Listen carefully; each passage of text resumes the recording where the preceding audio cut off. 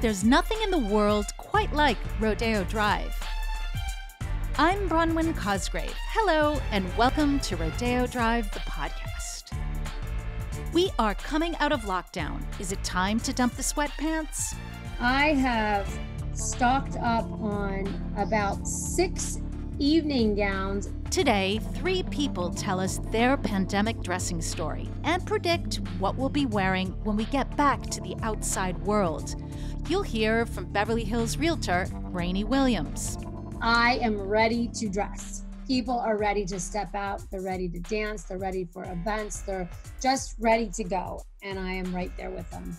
We'll talk to the law professor and fashion historian Richard Thompson Ford. It wouldn't surprise me at all to see an explosion of new, very dramatic fashions, very sumptuous fashions that seemed to be kind of on the decline before COVID as everyone got more and more casual. It wouldn't surprise me at all to see those coming back. And fashion columnist Rebecca Suhrawardi will give us her takeaway from the runways. I think it's this overall feeling of safety and ensconcing yourself, whether it is in a blazer or in a cocoon coat. It's that top layer that is a shield between you and the world, a world that has been very unkind to us this past year. That's all coming up. But first, let's get the latest on the street from Kathy Gohari, Vice President of the Rodeo Drive Committee. It's 1 year after COVID-19 was declared a pandemic, and now it seems that life is returning like spring blooms to Rodeo Drive. Hello, Kathy. Good morning. Hi. How are you? I would like to talk to you about a period of renewal which is set for Rodeo Drive now that red tier reopenings have been announced. Tell us how the street is preparing for red tier reopenings. Very exciting. You can imagine we have never, ever in the history of our lives been so glued to the news and the TV and the new instructions that are given to us daily. This red tier is good for us all. It continues to be in that direction of hope and improvement for all, not just retail, but restaurants. As I've mentioned before, it's a whole community. When restaurants are busier, retail is busier, the city is busier, the streets are busier, and there's more life out there. What are the changes we may be seeing from, say, window displays, new collections dropping, and customer engagement? As of now, it is a whole different time for us. Spring collections are in the windows. You see all sorts of installations in the stores.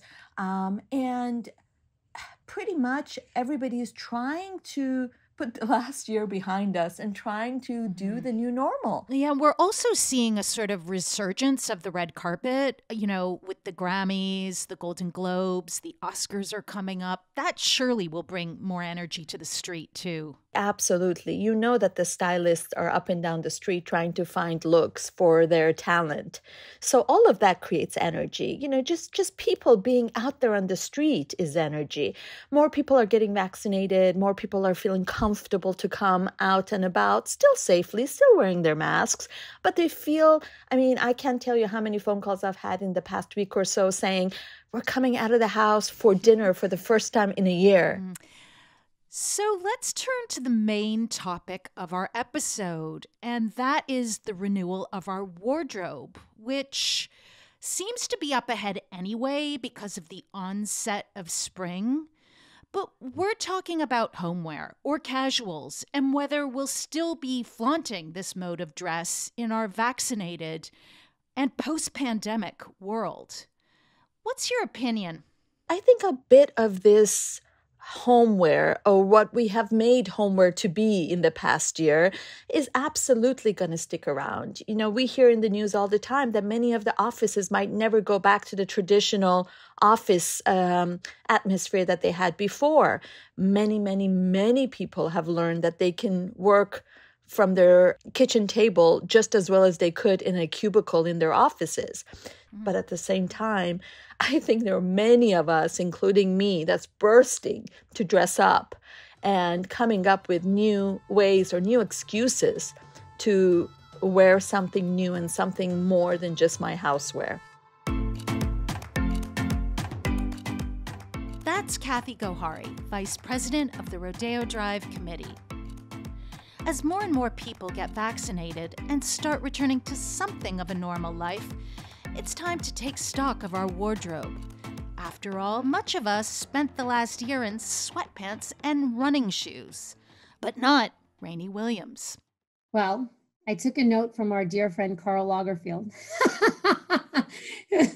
who said basically, to paraphrase, when you get to the point of sweatpants, it's over. Rayni Williams co-founded the Beverly Hills Estates with her husband Brandon. That's an ultra high-end real estate company.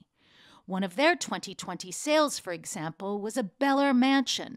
It sold for $94 million. The house has 12 bedrooms, 21 bathrooms, 3 kitchens, a state-of-the-art movie theater, and a bowling alley. The bowling alley is a 4-lane Louis Vuitton bowling alley that was custom for this home and curated for this particular buyer that is very much into luxury, designer, everything. As you can tell, Rayni moves in a world where you dress for success. And then came the pandemic. I believe I felt sheer panic. I remember sitting at the dining room table and looking at my husband, who's my business partner, and thinking, we are going to come to a screeching halt. And this is probably the most terrifying thing that we've ever faced and never thought that we would be facing in our lifetime. And we sat through about a week of quietness. We lost about 5 escrows. And by week 2, our phone was ringing off the hook. People wanted to get into homes. They wanted to show homes. They wanted to shop for homes. Sellers said, bring them in, mask them up, glove them up. We'll go sit outside. Let's get this baby sold. And we were like, okay. It turns out that the sale of luxury homes boomed in 2020. People plunked down huge sums for houses in LA that offered sun and plenty of private outdoor space. Rayni and Brandon Williams were busy. They even added a new business to the Beverly Hills Estates, a members club flamboyantly styled by their in-house design firm, Disco Volante. Much of their work, however, was done from home. So Rayni could have dressed down a bit, but that was just not her thing. She's weathered the pandemic in Valentino, Chanel, and Manolos. So I did wear sweatpants, and I started in the first week. I thought, well, I would wake up and I would think, well, what do I do? Because probably a lot like you and a lot like so many people listening, and we've never stopped. We've all been on a hamster wheel our whole lives, from school, and you've got to do this, and you got to get into college, and then you got to get a job. And, and so I didn't know how to stop. And so when I stopped, I tried it, and it felt incredibly wrong. I felt bad. I felt uncomfortable. I felt schleppy. I felt like I'm not myself. And so I started, then I did the sweats on the bottom, and when I would start taking Zooms, I would do the top. I would do a button down, and I would do face and hair. I would do makeup and hair. And that gave me a reason to get out of bed outside of my children. And I started feeling good. I kind of got in my body again, and I was like, okay, to hell with this. I'm not going to wear sweats. I'm not going to wear pajamas all day. So I would literally get up, get showered, get in a full outfit, do the hair and do the makeup in case I had a Zoom. And then if I had a call to get out of the house to do a showing or something, I was ready. Don't leave your chair, but talk us through your wardrobe. What's in there? My wardrobe is, it's serious. I take my wardrobe very, very serious. It's highly curated, and it has taken me a long time to get it there. I am a self-made girl. So I've always loved fashion. And when I had to thrift, I did. But I always found a way to get Chanel. And if I had to get secondhand, I did. And I would pair it with a Zara bottom or whatever the case may be. And my success has afforded me the luxury of shopping. I would say my closet ranges from a very vast section of evening gowns, because I've been very heavy into philanthropy and galas and throwing events for the last 10 or 15 years. And and then a really, really large section of resort wear that I never touch because I go on vacation once a year. I'm a workhorse, you know. And then the rest of my closet is my uniform. And my uniform is comprised of a pencil skirt, tons and tons of blouses, jackets. I have very little casual wear, I will say. Why? Because, you know, I'm not casual. And I've tried to dabble with it because it's such on trend right now. Everybody wears sneakers right now. So what about you? What style of shoes are you wearing? Manolos in every color, and then John Vito Rossi in every color. A classic pointy toe stiletto in every color and mostly neutrals. And I'm on construction sites a lot. So when I do go on the construction sites, if I have a moment, what I do is I have a pair of Christian Dior combat boots in my car, and I just slip those on. But I have to tell you, I mean, maybe it's because I'm shorter. I just don't feel comfortable. I don't feel my power in a flat, and I feel it in a stiletto. I read in the New York Times that you have a grab and go rack. What's that about? The grab and go rack was taught to me by one of my really big clients who's a stylist. And she said, curate the most perfect, fully ready to go rack that you can grab if weather permitting or meetings permitting, takes you from Monday to Sunday. But what it consists of is perfectly put together outfits with jewelry and a shoe. And it's basically just ready to go. There's blazers, there's suits, and then it ends with a caftan with a tight dress under it. That's more evening, and that's it. And then there's 3 belts on the end. And that I kind of just update periodically. I wear something a few times and I'll take it off and then freshen it. And what it does is I don't have to plan outfits at night. And I think the key to success is organization. You and your husband and business partner, Brandon, first bonded over clothes. Tell us the story. That is very true. And it's one of my most prized stories that my husband tells, because when we first met, we were in our cubicles at the firm that we started at almost 16 years ago now. And I wasn't successful. I was 25 years old, and I was pretty much thrift shopping. And I had a vintage umpire waist embroidered Valentino dress. It zipped up the back and was fitted on the top and sleeveless, and it was summertime. And then it umpired out, and I would say that for a 25-year-old, it was probably mature. It was very Jackie Kennedy-esque, and she's my idol and a fashion icon. And it was probably not so appealing to a man, I would think. It wasn't very sexy, or, you know, the umpire waist tends to be more matronly, and it caught his eye. My husband went to school for fashion. He studied at FITM, and he became an actor. He fell into acting. He grew up in Beverly Hills and was discovered, and he had great success in it. And he turned 30, sort of kept getting typecasted, and said, I need a career. We bonded over this dress because he complimented it, and that was it. It was like a one and done. He said it. So it was a fashion connection at first sight. Do you coordinate your looks now? Oh my gosh, it is so funny that you say that. We never coordinate our looks, but yet we always walk. My closet's to the left, his is to the right, and we have a joint bathroom. So we usually come out of our closets and meet. We're always wearing the same thing or the same color. And guess what's worse? Sometimes I'm like, bitch, stole my look. Let's say a year from now, the pandemic has blown over. What are you going to be wearing? Well, I will tell you that when this is all over, I mean, I have stocked up on about 6 evening gowns, must have been in a blackout during pandemic online shopping. I have no idea what happened. There's sizes that don't fit me post-pandemic because I ate my way through the pandemic. But I will tell you that I am ready to dress. You hear this analogy so much, the roaring 20s, like people are ready to step out, they're ready to dance, they're ready for events, they're just ready to go. And I am right there with them. That was Rayni Williams, co-owner of the Beverly Hills Estates. Face masks and and work-from-home wear may rewrite fashion, but historic events have shifted fashion rules and regulations dating back through time. Richard Thompson Ford is a professor at Stanford Law School.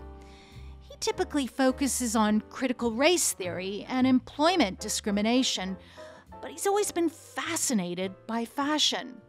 And he has just published a new book called Dress Codes: How the Laws of Fashion Made History. In the course of writing this book, I found that there were a lot of rules, laws and workplace rules, and also social customs, mores, or etiquette around fashion. And when they come into conflict with social change, often we have a period of time in which we get a proliferation of new rules, sort of trying to keep up with changes in the social structure, changes in the economy, and changes in social roles that are reflected in new fashions.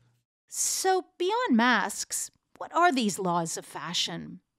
I talked to Richard about rules past and present, about what we can learn from past pandemics about changes in dress codes, and also how this pandemic has impacted his own personal style. Well, for a long period of time in European history, for instance, there were explicit laws enforced by government that regulated what people could wear. So, for instance, around the late Middle Ages, when what we considered modern fashion really came into existence, and it was a result of new techniques in tailoring that allowed people to create clothing that was much more expressive than clothing in the past, which had always been draped. So this new tailored clothing gave rise to a lot of expressive fashion, and people in power used those new fashions as a form of statecraft. They really used them as a way to express their own magnificence, and these were societies that were in many ways governed by spectacle. A lot of the population was illiterate, so visual communication was extremely important to people in power. They wore opulent and magnificent clothing to show that they were the authority, that they were above the common person and deserved respect and deference. And so what happened was when other people started to use that clothing, let's say wealthy merchants or people from the common classes, it was a threat to the social order, and they actually passed laws in order to prohibit people from wearing that kind of high status clothing. Look back in time and consider a few historical periods, maybe one or two, which are similar to what we are going through now. Tell us about these periods and how they impacted people's approach to dressing. Well, one of the periods of history that I start talking about in the book involves the late Middle Ages to the early Renaissance. Now, a lot of things are going on then that are parallel to what's going on now. So for one thing, the economy is changing, and it's changing rapidly, and there's a new class of people who are acquiring wealth. Now, some of this has to do with a pandemic, the plague, which swept through Europe in waves and devastated Europe to a degree that far eclipses anything that's happening with COVID. So, for instance, in Florence, some historians estimate that within the period of 6 months, something like 80% of the population died of the plague. So much, much more severe than anything we're experiencing now. But a consequence of that was that when they came out of the plague, the economy had completely shifted, and a new group of people whose labor was scarce had greater control. They were able to demand higher compensation, and they were now in a position of an ascendant social class. And a consequence of that was a new kind of relationship to high status fashion. So a group of people who couldn't afford very expensive clothing now could. And they were asserting themselves. And so this explosion in new, innovative, sumptuous, spectacular fashion happened in part as a result of the end of a pandemic. Another example might be in the 1920s. So we had the Spanish flu in 1917. By the 1920s, you get the flapper movement, and it's a moment of liberation for women. Now, there's more going on than the pandemic, of course. There's also World War I, and that changed the relationship between women and the economy. The suffragette movement also. Yes. and the suffragette movement is a part of this new move toward women's liberation. But you do get new fashions, and dramatically new fashions, fashions that are streamlined, fashions that are more practical for women, but also fashions that are dramatic and expressive in new ways. People are exhaling and actually breaking down in tears after they are vaccinated. During our vaccination period, Netflix has reported the rise of costume fantasies. Bridgerton, for example, people are gravitating toward these costume spectacles. How will this vaccination period impact the way we dress? I expect that as we come out of the necessity for isolation, people will want to be out on the town. And so it wouldn't surprise me at all to see an explosion of new, very dramatic fashions, very sumptuous fashions, fashions that seemed to be kind of on the decline before COVID as everyone got more and more casual. It wouldn't surprise me at all to see those coming back and to see references to earlier periods in history that people associate with that kind of opulent display and celebration. So, Bridgerton's a nice example, but I expect there are other historical periods that, we just kind of intuitively associate with being out and about, having a good time. I'd like to ask you about a dress code rule or perhaps law that we're all dealing with right now, and that is wearing masks. Yes. Why, in your opinion, did masks become so politicized? Oh, that's a really interesting question. I think there's several reasons. Obviously we live in such a polarized time, and the politics surrounding the COVID crisis lent themselves to politicizing the mask. But I think there's more than that. The act of obscuring the face is something that has a lot of cultural resonance, particularly in Western societies. And so it's something that there was kind of a natural built-in resistance to, in some sense, that the face is the main way people express individual personality, which is extremely important to us. That people obscuring their face in the West is usually a sign of a powerful symbol of some kind, either of retreat from the social or of an attempt to obscure something and hiding behind a mask. And I think all of those things also contributed to politicizing masks. Men seem to grapple with wearing a mask. Aside from the politics, is it because people find it so restricting? I think you're absolutely right, Bronwyn, that it's a bigger issue for men. Now, part of the reason for that is that in Western culture, women have always been required to wear constricting garments. It's been a consistent part of women's clothing, whether it's head coverings, whether it's corsets, whether it's heavy draped garments that make it difficult to move around. Whereas for men, the trend in clothing has been consistently toward more streamlined, more easy to wear type things, where the necktie was kind of one of the last vestiges of more symbolically formal attire. So I think it's true that the mask seems like a throwback to a lot of people and feels quite uncomfortable and almost emasculating to some men. Something I have noticed on a few Zoom meetings is that I've taken some with men who are actually wearing a dress shirt and a tie. And I was interested to see Prince Harry wearing a blazer and a dress shirt when he was talking to Oprah. And I'm wondering now, as we kind of ease out of lockdown and people are, really hankering for some normalcy, will we see a revival in maybe business semi-formal? Yes, I expect you're going to see some of both. So you get on Zoom and you maybe don't want to wear the suit and tie because that seems a little too contrived. But you do want to wear some clothing that communicates, one, that you're taking the event seriously, so you didn't just roll out of bed, and two, as clothing often does, status. So clothing that looks expensive, clothing that looks exclusive. And so there's now this trend toward this recognizably high status athletic wear or leisure wear that people are wearing towards Zoom that also has a certain kind of professional connotation, although it's at the same time still relaxed. I think we're seeing a lot of that, and I expect as long as Zoom is a part of our lives, we'll continue to see that. So, Richard, where will your personal style go next? I'm old enough that the trendiest fashions really aren't for me anymore. But there's always something interesting going on with new refinements on what are essentially classic menswear, and that's what I'm interested in. And I still see a lot of really interesting innovation throughout the tailoring and fashion sector that I'm can't wait to have a chance to explore.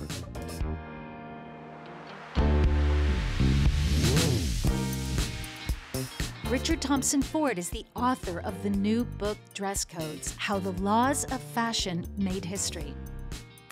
As you heard, the pandemic has prompted many of us to dress up for Zoom. And we are thinking about how we will dress for a new normal.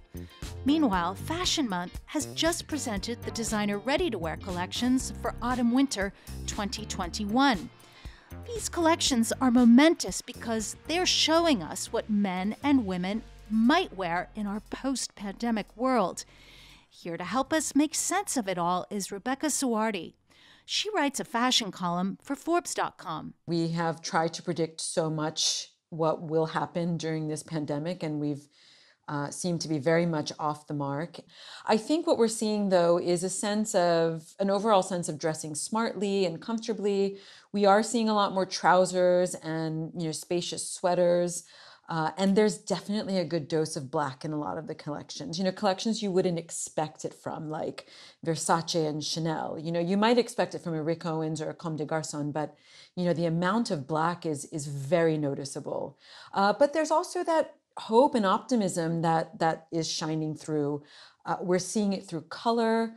We're seeing it through material. We're seeing it through embellishments, whether it's fringe or sequins. We are definitely seeing that optimism come through. You've mentioned black. I mean, interesting that Valentino presented 66 looks. Almost all of them were black and white. Giorgio Armani, again, a lot of beautiful black velvet, but mixed in with blue, which is a signature. But let's talk about mood. The shows are always, you could feel a mood if you were sitting there. What were the moods that were translating when you were, say, surfing Vogue Runway? Well, I think the first thing is, I think the mood is moody, right? I think that to try to put your finger on a mood is very tricky. But that said, I think what we are seeing are practicality, frivolity, a sense of escape, protection, and even this idea of going back to work. And that, I think, adds up to a bit of, schizophrenia, but that is also the world that we live in. And, we are doing things day to day at this point. Every day something shifts or changes. Restaurants may be reopening for indoor seating. We're seeing, more and more traveling happening. And I think designers are trying to create what they think we would want for those moments. If there were an overarching idea behind these collections, I would say there's definitely an eye towards what is essential. I think the fact that we saw houses like Dior present jeans, and not only did they present jeans, they literally paired it with a sweater and flats. I loved that. Did you love it? I loved it because the denim is really beautiful blue, those red shoes, that I love that color contrast of red and blue. And then just that beautiful kind of trophy sweater. And it just looks so lovely. It looks luxurious but casual, just super elegant. I always love a ballerina and a jean and a cozy sweater. And it was definitely interesting to see that come down the runway.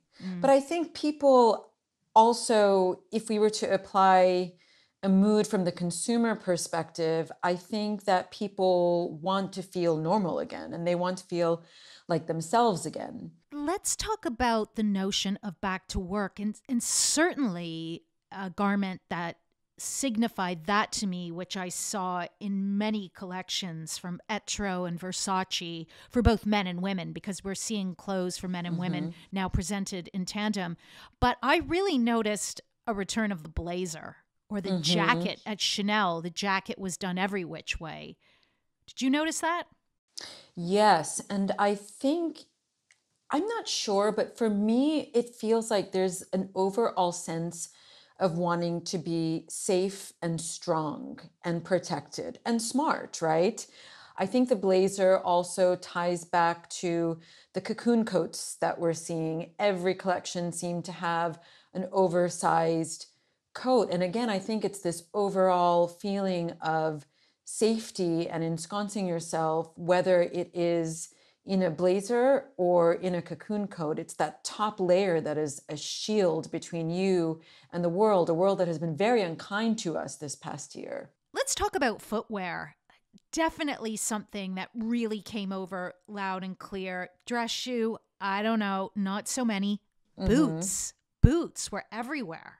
Again, it's this idea of what is essential and what is practical. We saw it at Chanel, we saw it at Dior, we saw it at Ferragamo and Fendi. Again, I feel like it plays into this idea of being ready, ready for uncertainty. You know, boots to me feel like you are ready for winter, you are ready for battle, you are ready to attack anything, and you can do it knowing that you're going to be steady on your feet.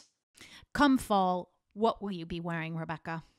Oh, Bronwyn, if we've learned anything from this conversation, I have no idea what I will be wearing in the fall. But I will say I would like to go back to wearing heels. I really miss wearing gorgeous shoes. That was Rebecca Suhrawardi. She's a fashion columnist for Forbes.com. You have been listening to Rodeo Drive, the podcast. I'm Bronwyn Cosgrave. On the next episode, you'll meet one of Rodeo Drive's fashion leaders. Stefano Ricci, which has probably the finest men's clothing anywhere. I had the opportunity to go to the factory and see how they make the accessories as well as the clothing, and everything is handcrafted by the finest artisans. It's really quite impressive. Rodeo Drive, the podcast, is presented by the Rodeo Drive Committee with the support of the City of Beverly Hills, the Heyman family, 2 Rodeo Drive, Geary's, and the Beverly Hills Conference and Visitors Bureau. Rodeo Drive, the podcast, is written by Francis Anderton, with editing and audio production by Avishai Artsy. Brian Banks composed the theme music.